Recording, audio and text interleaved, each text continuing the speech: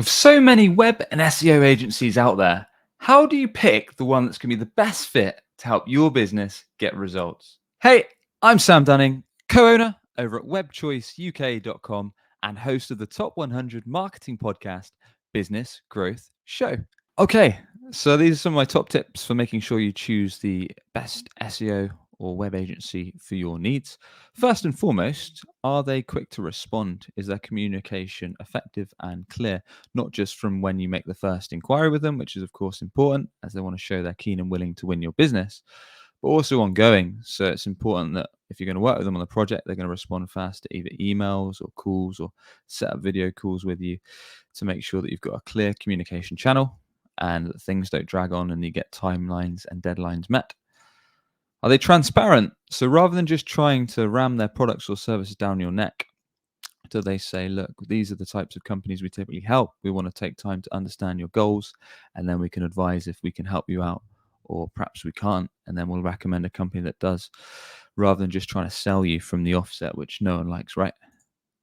Do they take the time to understand how your business actually works? Do they ask questions around kind of the size of your company, who you serve, what you're looking to do with your business, how you're operating now, if you're doing any marketing right now, and how that's going, just to really understand the ins and outs of your company, as ultimately, how can you suggest a solution until you know that?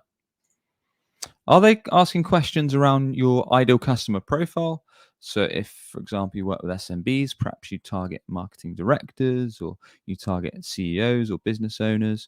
Every company's got their own ideal customer, ranging from, if you're B2B, it could be a small to medium sized business, or perhaps you target large enterprise, massive sized companies with 1,000 plus staff. And then do they take the time to understand the exact products or services you offer? Things like the average order value of your products and maybe even the profit margins, just so they can really understand kind of how much, if they do work with you on their SEO or the website, kind of what you need to sell to see a return on the investment against the service you might go for. Do they understand where you are right now? So perhaps you've already got a website right now, but it's not working hard for you. So maybe you've got a website, but it's not generating enough leads. So perhaps it generates 2 a week.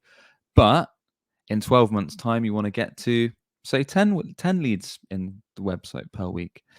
That's important because perhaps your close rate is, let's say, 4 in 10. You close 4 deals out of every 10 leads. So if you get 10 leads per week, you know you can get 4 deals over the line. So perhaps that's where you want to get to. So really asking questions about what's important, what kinds of returns do you want to see from this SEO, from this website. Maybe if you're talking to an SEO agency, perhaps you want to get rank 1. Perhaps you offer accountancy software. So when someone searches accountancy software for small businesses, which is going to be a competitive term, you want to, in 12 months' time, get ranked for that. Or perhaps you want to get ranked for best accountancy software for financial companies, as an example. And maybe that's one of your key goals, because you know if you can get that, you can drive a lot of traffic to your site and a lot of revenue. So understanding your key plans and aspirations for your business. Do they ask you about the market, the competitors? So if you're in business, you're likely to know some of your key competitors. Are they going to review those with you, find out what's working well for them, and take the best bits and pieces and nuggets from those? And whilst they're asking points and questions, are they actually adding value? Are they adding insights? So are they saying, so you might say, for example, I want a new website because I need to drive more leads. Our current website is not driving enough inquiries. So you could say, look, have you considered SEO for your website? Have you considered paid ads? Where do your customers typically hang out? Oh, they listen to a lot of podcasts. Maybe we should look at that. So they're asking questions, but are they also suggesting ideas that are perhaps things you've not thought about, perhaps only things that a specialist web or SEO company could advise? So you know you're in the right hands of someone who's going to suggest and bring valuable input to the table. And of course, are they in line with your budget expectations? As there's no point in going with a company that's minimum budget guideline is perhaps 30 grand when you've only got, let's say, 5 to 10K for the website and maybe couple grand a month for SEO. So making sure they're in line with that, and they can also meet your expectations of when you need the project live or when you need to see results from your SEO campaign. One of the most important things, can they share examples of results of clients that they've actually helped? So saying, look, this is a client we started. Perhaps they were on unranked on Google. And after 6 months of working for us, we got them page one for some of their main terms. So can they share that with you? Or if it was a website, perhaps they could show you their previous website and the results of their new website of how much traffic's gone up, how much conversion rates rather have gone up in terms of visitors into leads or visitors to sales and some of those important stats.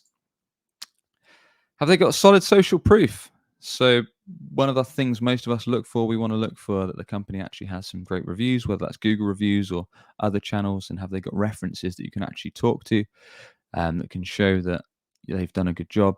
Perhaps you can chat to them on email or the phone to prove that they're a legitimate and helpful company. And do they practice what they preach? So it's all good a web company offering you SEO or offering you a great website, but do they actually have the results themselves? So if they're trying to ship you SEO, can they prove that they've got rankings for their own services as well as that?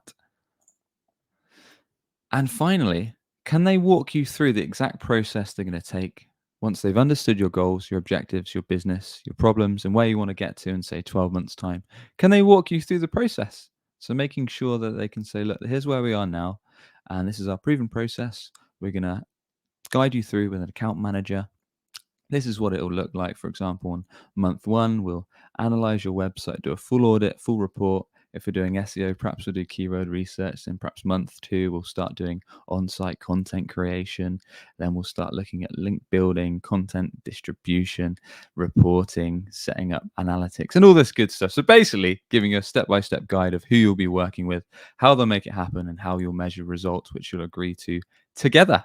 And there we have it. Those are some of my top tips for making sure you choose the SEO or web agency that's the best fit for your goals. As always, if you enjoy this episode, do hit that subscribe button. And with that, I shall catch you on the next one. Cheers.